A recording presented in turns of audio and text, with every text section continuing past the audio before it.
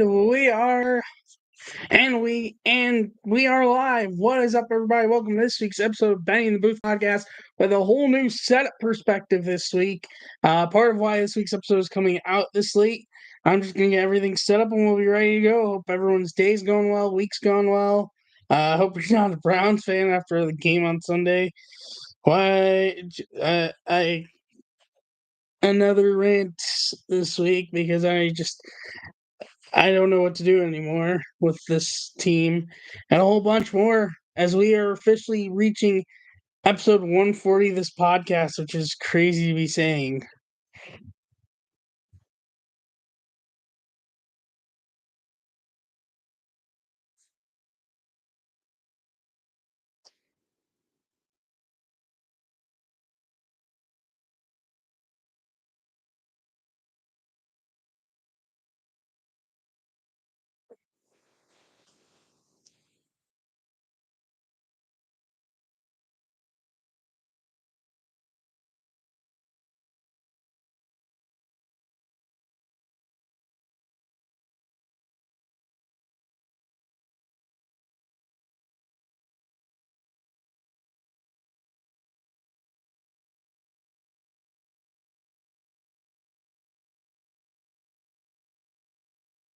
Okay, just gonna get audio recording started and we'll be ready.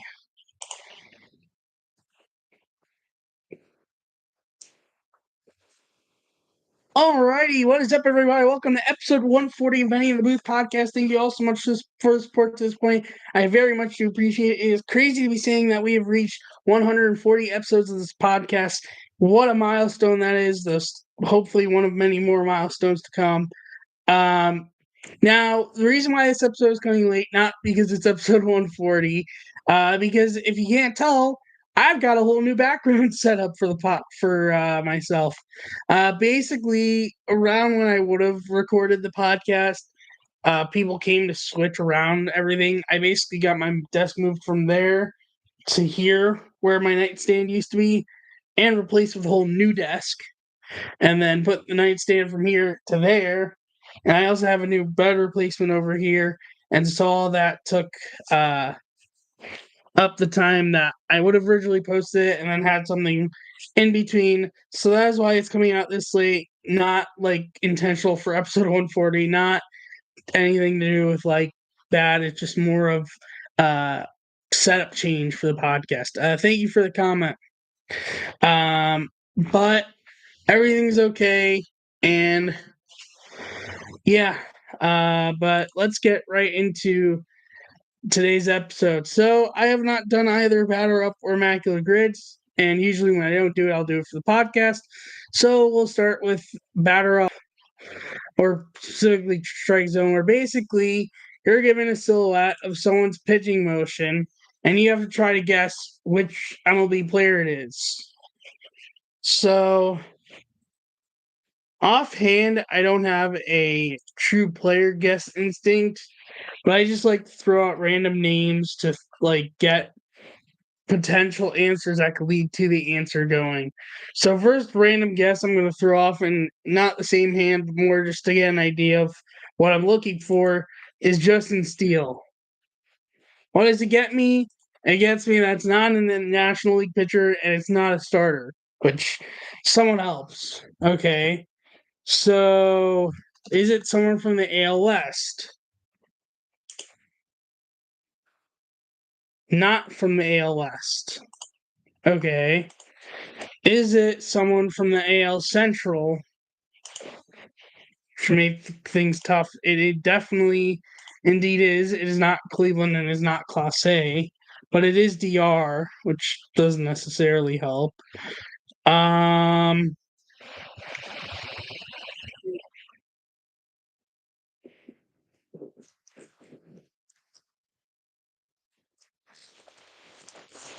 Is it a Tiger? No, it is not Tiger. Is it a Twin? Yes, and it's exactly who I was thinking of. This is Johan Duran, the fireball pitcher or closer for the Twins. All right. So that's who the pitcher is. Next up, the hitter. Um, Off the bat, I do not have any guesses.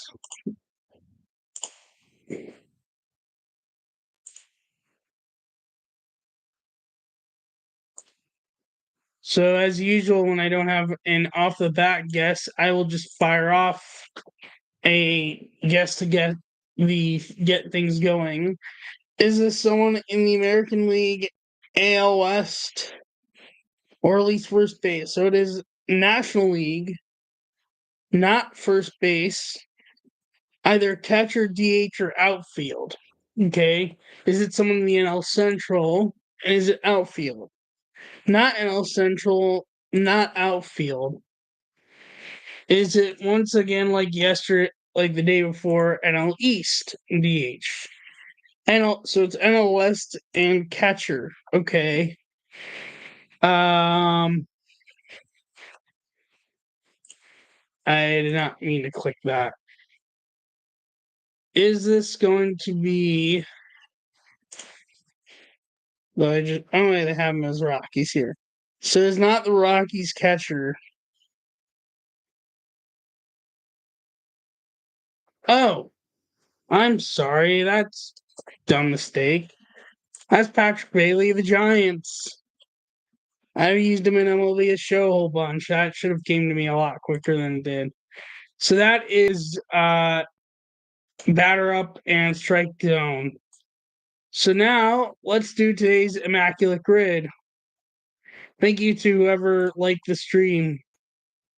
So today's grid is Twins, Orioles, and 2,000 plus hits in career, Dodgers, Pirates, and All Star. Now, there's someone that comes to mind that fits for Orioles and Dodgers, but being he also fits for 2,000 plus hits for Dodgers, I'm going to use him there instead, and that's Eddie Murray. 3%, I will very much take that. Okay. Might as well just run off the 2,000 hits column. 2,000 hits for Pirates. Clemente fits that. I wonder if you fit this. I mean, you played a while, and I would be surprised. Yes, fits 2,000 plus hits with Pirates. He played for the Pirates. 5%, I will take that. All-Star with 2,000 plus career hits. I'm going with the Cubs answer there, and Ernie Banks, 0.3%, I will take that.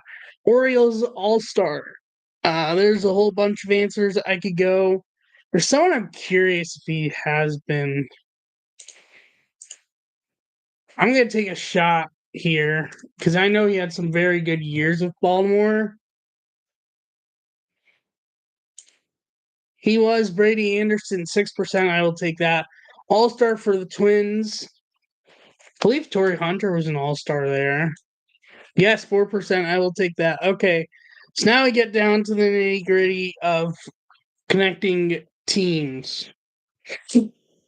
Utah State has officially joined the Pac 12, which might be getting some new life, teams wise. Okay. Dodgers, Twins. Jim Thome played like a sneaky half the year with the Dodgers. 9%. A little bit high, but I'll take it. Could have also used him for Dodgers Orioles underratedly. I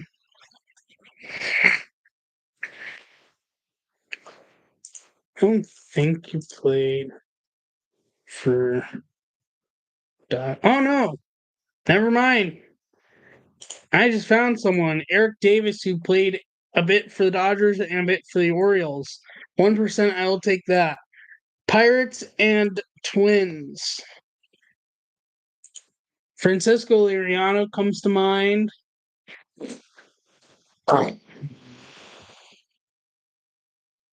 But the question is he going to be the top answer?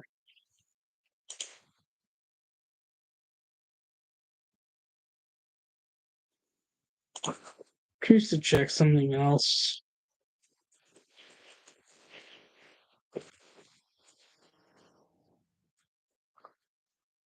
No.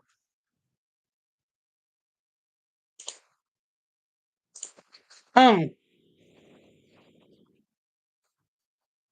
question is, do I go Liriano or do I go Justin Morneau? I'm gonna say Morneau's probably the higher of the two. I'm gonna go Liriano. Liriano's 19, which Monroe could be higher or lower. I have no idea at the moment. And Pedro Alvarez, I'm pretty sure sneaked a year with the Orioles, but mainly known for Pirates. He did at 9%, a little bit high. So let's see. Liriano's highest, so never mind someone being higher than him for Pirates and Twins. But my total uh, rarity score is 57. The top answers for Twins Dodgers, Joey Gallo at 13%. For Dodgers Orioles, Manny Machado at 31%, who spent the end of 2018 with the Dodgers and was mainly as in a lot of ways known for playing with the Orioles. 2,000 plus hits career for Dodgers is, of course, Albert Pujols, who spent the second half of 2022 with the Dodgers. Pirates Twins is Francisco Liriano at 19%. Pirates Orioles is Bobby Bonilla at 23%. That makes sense. I even forgot about that. 2,000 plus hits for Pirates, of course, is Roberto Clemente. All star for Twins is Joe Mauer, all at 13%. Clemente at 27%, by the way. All star for Orioles at 12% is Cal Ripken Jr. And all star for 2,000 plus hits career batting is Jared Jeter at 8%. And that is today's Immaculate Grid. So now let's dive into this week's episode of the podcast. We're gonna start college football because we had some interesting games happen over the weekend. A major upset on Friday. Number 24 Illinois upset number 22 Nebraska 31-24 at Nebraska. A big win for Illinois and a tough loss for Nebraska, which actually dropped Nebraska out of the AP Top 25, at least for the week. Tennessee hammered Oklahoma in Oklahoma's first SEC game, 25-15. In the USC-Michigan game, Michigan pulled out 27-24. The craziest stat of this game is, well, first, they switched quarterbacks. Alex Orgy's taking over for the other guy. And they decided to revert back to what led them to the national championship last year in not throwing a lot and just running mostly. And clearly it worked. How much did they not throw the ball much? He went 7 for 12 for 42 yards and no touchdowns, 13 carries for 43 yards and no touchdowns. That says a lot. Now, USC didn't play bad, but they just didn't do enough to beat Michigan. Big win for Michigan. Big mere victory for USC, but in the end, Michigan came out on top. Crazy stat, Army and Navy are both 3-0 to start the season, which is rarity for a service academy. Florida State finally got its first win, beating Cal 14-9. Baylor, Colorado, in a crazy game, beat Baylor in overtime 38-31. It was like 31-24 with like the final seconds left in the game. And Oklahoma pulls out a Hail Mary deep to the end zone to tie it. And then overtime took the lead and forced a fumble on Baylor to win it in overtime. A crazy game with Colorado getting a huge win with their first game against a Pac-12 opponent, a part of the Pac-12. That is it for the Week 4 recap. Week 5 games to keep an eye out for: number 20 Oklahoma State at number 23 Kansas State, 12 p.m. on ESPN. 15 Louisville facing number 16 Notre Dame, 3:30 on Peacock. And the college game day game of the week: number 2 Georgia at number 4 Bama, 7:30 on ABC, which is crazy. It's in Bama when the last time they played each other, the game was in Bama. But I'm not asking questions unless it's not in Bama.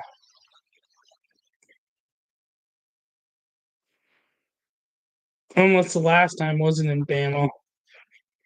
No, this one's in Bama. Let me see something.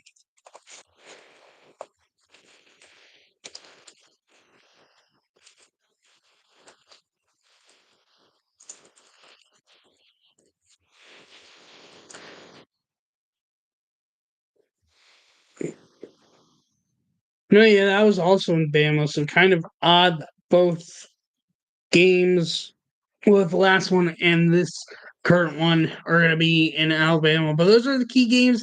And the week 4 recap next week, we'll see how these games play out and more for college football in week 5. NFL week 3 recap and week 4 predictions. I might as well just get this out of the way and see if the Browns right for at the end of this. Jets hammer the Patriots 24-3, ends Patriots 8 straight road game wins versus the Jets for the Patriots, along with having done so from 2001 to 2008, which is the only time in NFL history a team has 2 different regular season road win streaks of 8+ games against the same franchise. Jets in this game, 400+ yards total, 40+ time of possession, 40 minutes and 0 seconds plus time of possession, 0 touchdowns, 0 turnovers, 0 touchdowns allowed, 7+ sacks. No other NFL team in the Super Bowl era has done all of that in the same game, in one game. Giants beat the Browns 21-15, and just avoiding the rant, but there was some historic stats from this game. Giants had their first 7+ sack game. They had 8 in total since November 27th, 2016, against the Browns in Cleveland, in the season where the Browns only won 1 game on the Christmas Eve victory over the Chargers.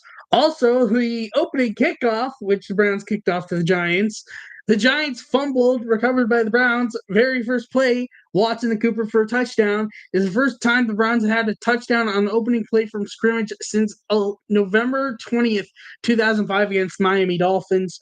And then everything went haywire from there. More on the game later with my rant. Anyways, Packers beat the Titans 30-14, proving the Titans traded the wrong QB away because Will Levis is still doing terrible, while Malik Willis taking over for Jordan Love, though Love might be back this week, is starring for the Packers. But also, it's the first time the Packers have won a game at the Tennessee Titans, as they were previously 0-3 in the matchups in Tennessee. Saints beat the Texans 34-7, or Vikings beat the Texans 34-7. Eagles squeezed by the Saints 15-12. Steelers beat the Chargers 20-10. The first 19 passes in this game were all completions. That's the most consecutive combined completions starting an NFL game over the last 30 seasons. Broncos beat the Buccaneers 26-7. Panthers beat the Raiders 36-22. Ravens beat the Cowboys 28-25. And this game was just all Lamar and Derrick Henry running over the Cowboys. Cowboys made a little bit of a comeback late, but not enough. The Chiefs beat the Falcons 22-17. Chiefs have now won their last 9 games by a combined total of just 54 points, including postseason. That's the smallest combined margin of victory by any team during a 9-0 stretch in NFL history. Bills beat the Jaguars 47-10. Josh Allen is the first QB in NFL history to complete 75% of his passes, throw for 4+ touchdowns, have 0 turnovers, take 0 sacks, and lead his team in rushing yards in the same game. And Commanders beat the Bengals 38-33. Jaden Daniels recorded 2 incompletions and accounted for 3 touchdowns in this game. He's the only rookie in Super Bowl era to do so, minimum of 20 attempts, including the playoffs. And a journal stat from this week, prior to Monday Night Football games, which I did not track if there were any field goals of this distance, there has been 42 field goals of at least 50 yards made in 2024 season, which is most in any 3-week span in NFL history. You know what? I'm going to take a look. Not sure if there even was much field goals in Monday night games. Which Monday night games were the Bills and the Commanders?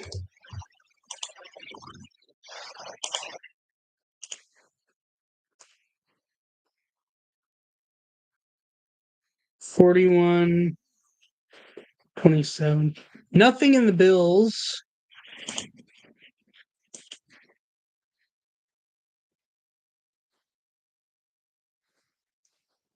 It did not change from Monday night. Still crazy stat to embed with MLB. So this week's predictions, I did the same exact number, 7-9. Not a great predictions week at all. Overall, I am 26-22 in predictions this year. One moment. Standings update for football in the AFC East. The Bills are 3-0, followed by the 2-1 Jets, followed by the 1-2 Dolphins and Patriots in that order. In the AFC North, the Steelers are first place at 3-0, followed by the 1-2 Ravens and Browns, followed by the 0-3 Bengals. In the AFC South, the Texans are in first place at 2-1, followed by the 1-2 Colts, followed by the 0-3 Jaguars and Titans. And in the AFC West, the Chiefs are in first place at 3-0, followed by the 2-1 Chargers, followed by the 1-2 Raiders and Broncos. In the NFC East, the Commanders are first place at 2-1, and followed by the Eagles, also in 2-1, followed by the 1-2 Giants and Cowboys. In the NFC North, the Vikings first place at 3-0, followed by the 2-1 Packers, Lions, and Packers, followed by the 1-2 Bears.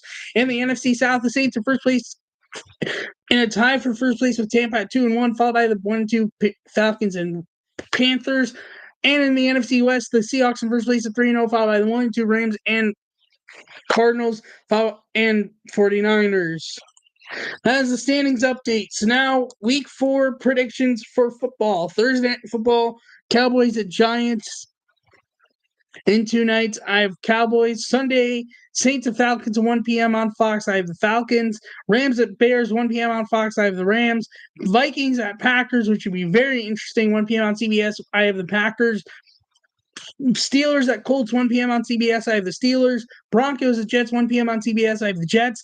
Eagles at Buccaneers, 1 p.m. on CBS. I have the Eagles. Bengals at Panthers, 1 p.m. on Fox. I have the Bengals. Jaguars at Texans, 1 p.m. on CBS. I have the Texans. Commanders at Cardinals, 4:05 on Fox. I have the Cardinals. Patriots at 49ers, 4:05 on Fox. I have the 49ers. Browns at Raiders, 4:25 on CBS, which I really debated with what happened on Sunday. But I am sticking to part of my gut that is telling me Cleveland Browns, so that is my pick. Chiefs at Chargers, 4:25 on CBS. I have the Chiefs. Bills at Ravens, Sunday Night Football. I have the Ravens. And Monday Night Football, 2 games once again this week. Titans at Dolphins, 7:30. I have the Dolphins, and Seahawks at Lions, 8:15. I have the Lions. And that's my week 4 predictions. Before we get to baseball, oh boy, I have to rant on the Browns again. I cannot believe this. They lost to the Giants, and it's just ridiculous at this point. And congratulations, Browns. The loss was it because of your O-line. Mazel tov, or not O-line, penalties. Mazel tov, you didn't get flagged that many times, but that didn't matter at all. Your O-line literally could not block anything. They could not stop the Giants blitzing from left, right, and up the middle.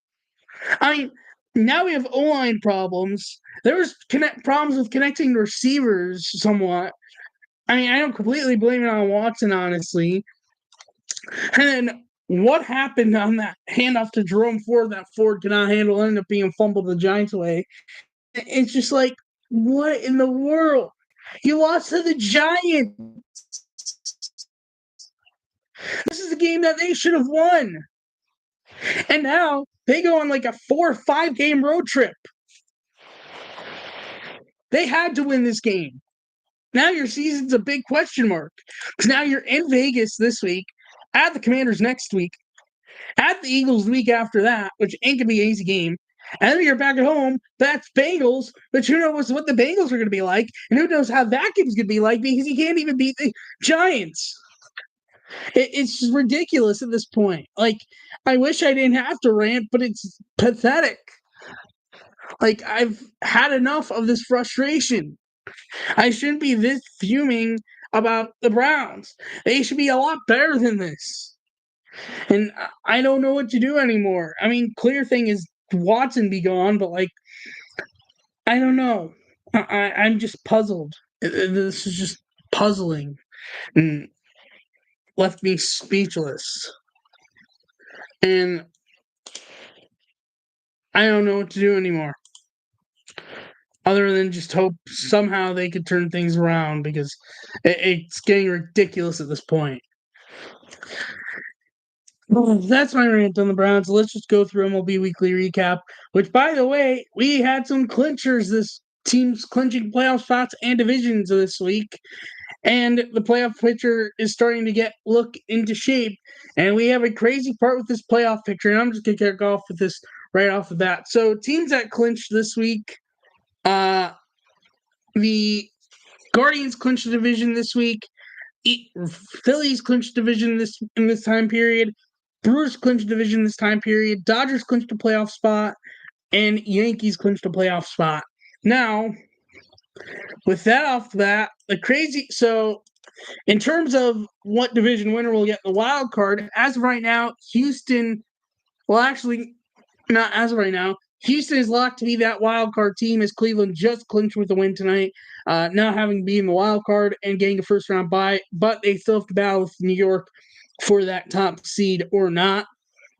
And as of right now, Milwaukee would be that wild card team in the National League, as they have the worst of the three divisional leader records. But the craziest part is if the playoffs were today in baseball, meaning the wild card series would start today, we would have a crazy matchup. We would have crazy matchups in the wild card series for 3 of the 4. And the one I leave out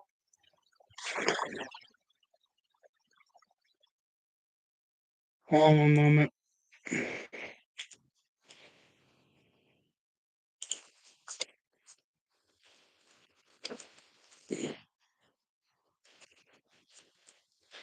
Is Detroit and Houston, which might be an interesting series, but compared to what we could have, not as much. Basically, the two NL wildcard matchups would be rematch of the 2023 NL wildcard series, Brewers Diamondbacks, in the same exact location of Milwaukee from last year. And the other one would be Padres Mets, rematch of the 2022 NL wildcard series, and I believe would also be the same location as last year. Let me see something to confirm, but the fact that in the National League both could be same location as last year is crazy. No, sorry, it would be in San Diego this time. So same matchup, just different location, still is crazy. And then on top of that, if the playoffs would stand and would be starting today, we would have a rematch of the 2014 ALCS between the Kansas City Royals and the Baltimore Orioles. It's just hilarious how many coincidental matchups we could have if the playoffs were today, except they're not, and we still have a lot more to play left in the wild card for wild card matchups to be settled, and they could change between now and then. But if it stays somewhat, that will be an interesting story going into the postseason, and I would definitely say something to keep an eye out for. None of the wild card teams, by the way, have clinched a playoff spot just yet. But a lot are very close to clinching a wild card spot. Also, the Yankees, Astros, and Dodgers have not clinched their division yet. Yankees can with a win tonight. Astros can also with a win tonight. And the Dodgers are very close, but not yet at a point. Let's see if no, the Yankees game is not over, but it is close to over. Once we get to today's games and schedule results, it'll probably be over.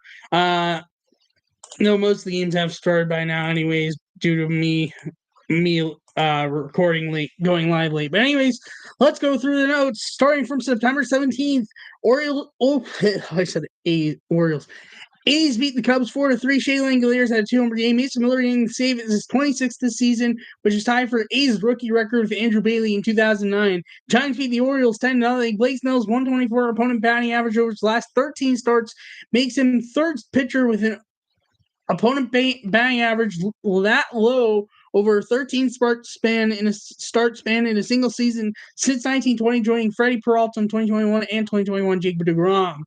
Mets beat the Nats 10-1. Pete Alonso's 5 RBI game is his 10th of his career, which is tied for most such games in MLB since 2019 with Nelson Cruz, and tied for most such games in Mets history with David Wright.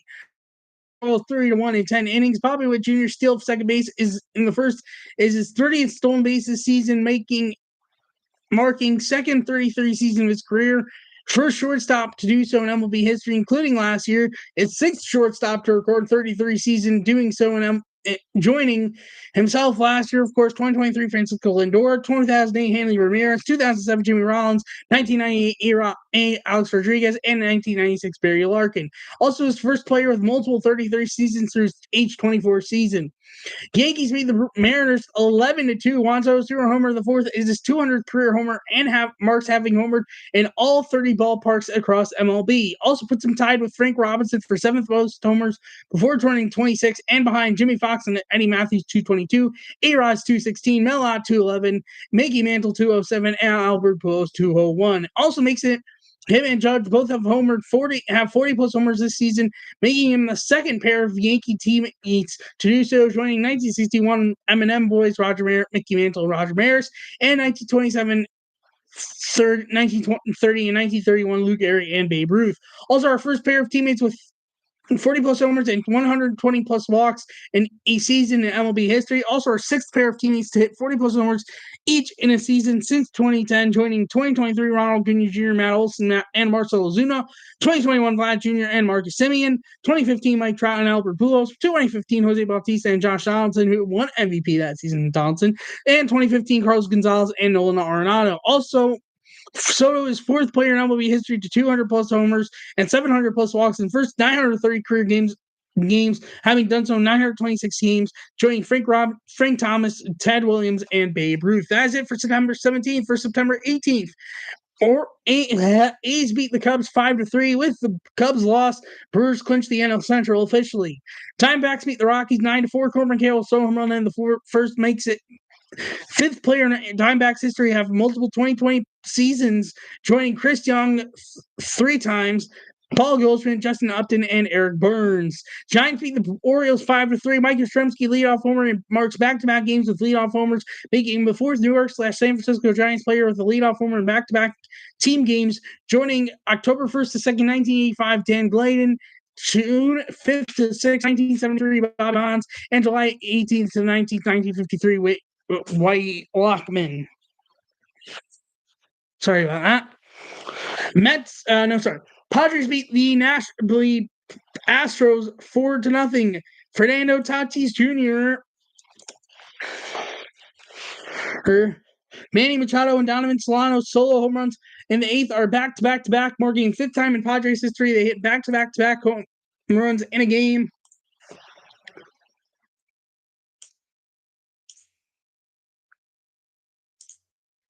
Sorry about that. And first since April 1st, 1997, Chris Gomez, Ricky Henderson, and Quilvio Veras on opening day versus Mets also runs in the sixth inning of that game.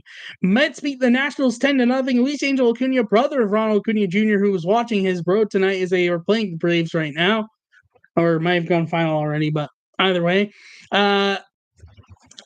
Solo home run in the eighth marks him first player in Mets history with multiple hits in each of his first three career starts. Yankees beat the Mariners 2-1 with the win clinches playoff spot for the Yankees. Aaron Judge, as of Wednesday's game final, has 26 more RBI than any other player in MLB, 136 to Ohtani at the time 110. He already has jumped that up, which is largest margin for the MLB RBI leader since Ted Williams and Joe DiMaggio by 26 RBI on September 26, 1942. 26 RBI is the same difference between number 2 and Ohtani and number 32, Bryce Harper, 84. For September 19th, Guardians beat the Twins 3-2 with the walk-off win. Cleveland's clinched a postseason spot. Stephen Vogt is the fifth manager to lead his team to a postseason appearance in two seasons of playing, having never been a player manager, joining 1979 Jim Fregosi, as there used to be a thing of player managers, back with the Angels in 1964, Yogi Berra with the Yankees in 1962, Al Dark with the Giants in 1915, Pat Moran with the Phillies.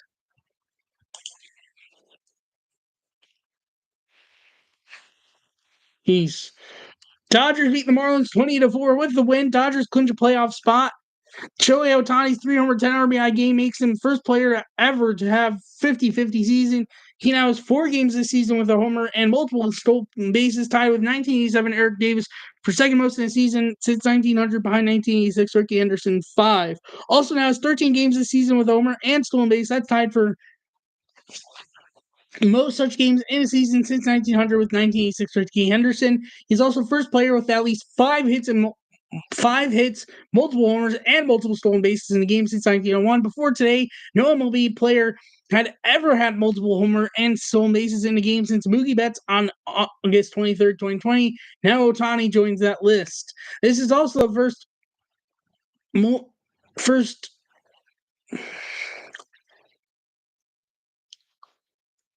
MLB single game performance of 3 home runs and 2 stolen bases. Ohtani's 51 homers is most homers with a 50 stolen base season, ahead of 2023 Ronald Acuna Jr.'s 41 with 73 stolen bases. 1987 Eric Davis 37 home runs with 50 stolen bases, and 1998 Barry Bonds 33 home runs, 52 stolen bases. The 51 homers or stolen bases.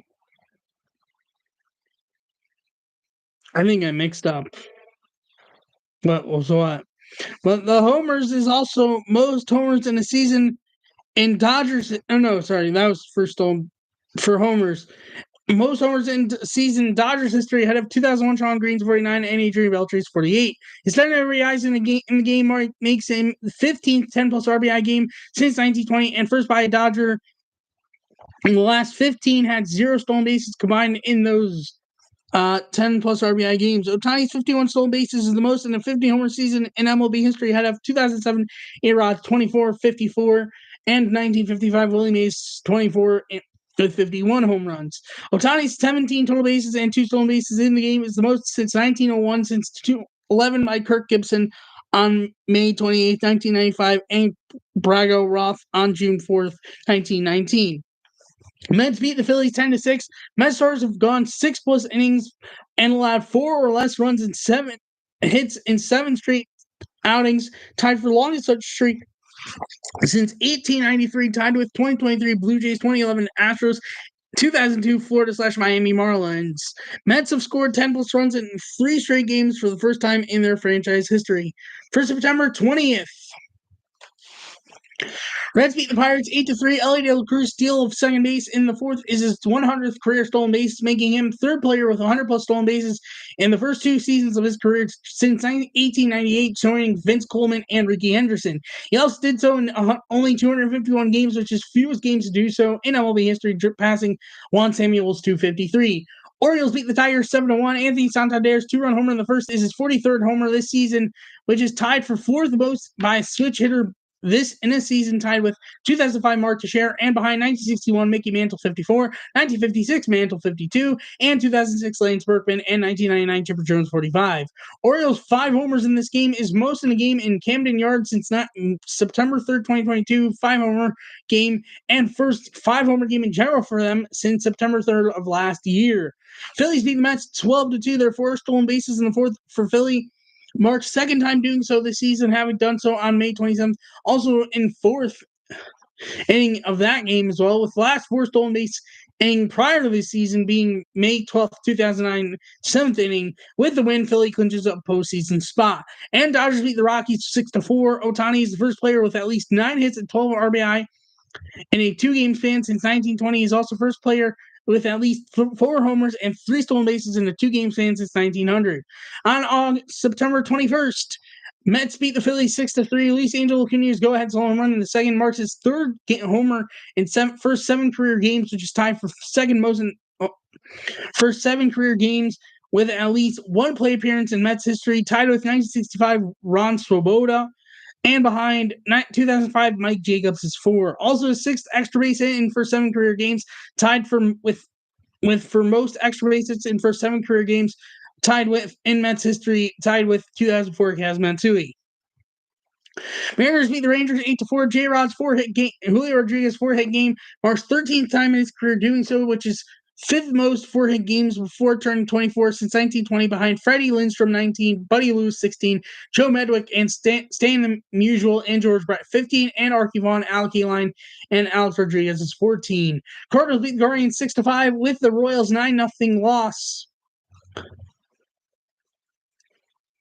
Versus the Giants, the Guardians clinched the AL Central for the 5th time since 2016 and 12th time overall in their franchise history. And the Yankees beat the A's 10-0 with Judge and Stanton homer in this game game.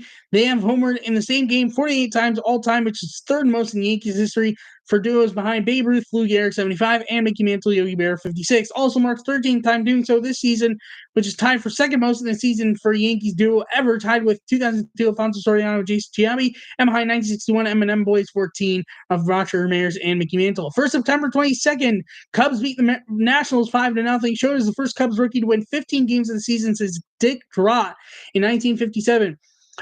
Brewers beat the Diamondbacks 10-9. Brewers came back from down 8-0 from the third inning on to the win, which is tied for the second largest comeback in Brewers/Pilots history, behind April 28, 2004 against Reds down 9, and tied with May 20th, 1986 versus Cleveland and May 10th, 1969 against the Nationals. Dodgers beat the Rockies 6-5. Ohtani now has 5 games this season with a homer and multiple stolen bases, tied with 1986 Ricky Anderson for most of the season since 1900. Teoscar Hernandez and Ohtani now have homered in the same game 12 times, which is third most for a duo in Brooklyn/LA Dodgers history, behind 1953 Duke Snider, Gil Hodges 14, and 2019 Cody Bellinger and Max Muncy, and 1955 Snider and Hodges is 13. Ohtani also is first player since 1900 with 5 homers and 5 stolen bases in a 4-game span. And Red Sox beat the Twins 8-1 in Game 1 of a doubleheader. Tristan Casas' 3-homer game, which was all in Game 1. And the first 5 innings of this game makes him the 5th instance and 4th player in Red Sox history to do so, joining Mookie Betts on July 26, 2019 and August 14, 2016. July 23rd, 2002, Nomar Garciaparra, and May 27th, 1955, Norm Zauchin. And as for yesterday, Phillies beat the Cubs 6-2, clinching them their first division title since 2011, where they clinched against the Cardinals, who would eventually eliminate them in the NLDS that year, who ended up going on to win the World Series. Sorry. Schwarber's leadoff homer in the third marks 100 RBIs at a leadoff spot this season for him, which is tied for 4th most RBIs at a leadoff spot in a season since 1920, tied with 2023 Marcus Semien and 2000 Darren Erskine, and behind 2023 Mookie Betts 107, Ronald Acuna Jr. last year's 106, and 2017 Chuck Nasty/Charlie Blackmon, who just retired today, 103. Giants beat the Diamondbacks 6-3. Matt Chapman's 2-run inside the park homer is the first inside the park home run for the Giants since Denard Span on August 19, 2017. Teams with longer droughts active is White Sox last being August 18, 2017, Nicky Delmonico, and A's October 4th, 2006 ALDS Game 2 at the Twins, Mark Kotze. And with a triple in the 7th inning, Matt Chapman is the first New York San Francisco Giants player with an inside-the-park home run and a triple in the same game since Monty Irvin on July 18, 1953, who had an inside-the-park home run in the 5th and a triple in the 7th, both off Turk Loan against the Cubs. And that's it for the notes part of the recap. Standings update going into today's games, not including what happened today or happening today. Yankees in first place, 92-64, having clinched a playoff spot, and their magic number to clinching division being 1, followed by the Orioles at 86-70, 6 games back, with 1 being magic number being eliminated from the division race. Guardians won the division, so I'm only including them in the standings. I don't include teams that have been eliminated from the division standings or wildcard standings anymore, with their record at 90-67. AL West, Astros are first place at 85-72 with their magic number to clinching the division 2, followed by the Mariners at 81-76, 4 games back. Phillies already won their division. Their record is 93-64. Brewers already won their division record at 89-67. Dodgers first place at 93-63, having clinched the playoffs already. 4 is their magic number to clinching division, followed by Padres at 90-66, 3 games back. And then in the wild card standings, AL Orioles 4 games up in first place, 1 to clinch a playoff spot is their magic number. Tigers in second with their magic number being 5 to clinch a playoff spot, followed by the Royals in third, tied for second with the Tigers, with 7 being the magic number to clinch a playoff spot. The Twins are 1 game back in fourth, 7 to be eliminated from the playoffs. Mariners in 5th at 1.5 back, 5 to be eliminated from the playoffs. Red Sox 3.5 back in 6th, 3 to be eliminated from the playoffs. And Rays in 7th, 4 games back, 3 to be eliminated from the playoffs. And then in the NL wildcard standings, Padres in first place, 3 to get half up, 1 to clinch a playoff spot is the magic number. followed by the Mets a half game up for to clinch a playoff spot, followed by the Diamondbacks no games up for to clinch a playoff spot, and then the Braves in fourth a game and a half back, 5 to be eliminated from the playoffs. And that is it for this week's episode of the podcast. Just one moment.